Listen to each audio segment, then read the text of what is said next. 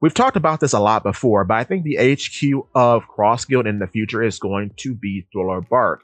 One of the reasons why is because a very interesting plot point connects Buggy back to Thriller Bark, because at the end of Thriller Bark, while the gang is going through Moria's treasure hold, Luffy finds a very peculiar armband. Said armband ends up being a map to Captain John's stash. Of course, Captain John, former Rocks pirate, was a zombie, a corpse possessed by a shadow on Thriller Bark earlier on in the arc.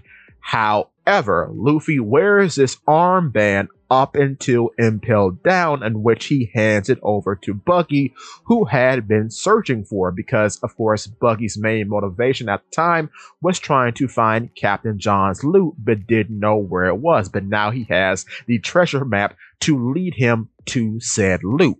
So, one of the goals for Buggy was actually in Thriller Bark. So I think this is going to come in place again later on through some means of circumstance in which Cross Guild, seeing as how they're supposedly being invaded by the Marines at this time, they would need a mobile HQ, so that leaves them less vulnerable to being invaded by the Marines at any given time. And I think Thriller Bark would be the perfect solution to that problem, which makes a lot of sense given the nature of Cross Guild and their whole bit about hunting down Marines.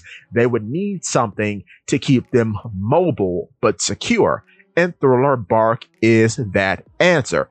It's especially true when you consider, too, that Perona, back during the Thriller Bark arc, was an excellent security system, as her ghosts could spy all around the vicinity of the island. So Perona would presumably assume that position again, now under Cross Guild. So I think that's super interesting. But with that being said, give me your thoughts and tell your friends about Polypede Rexy.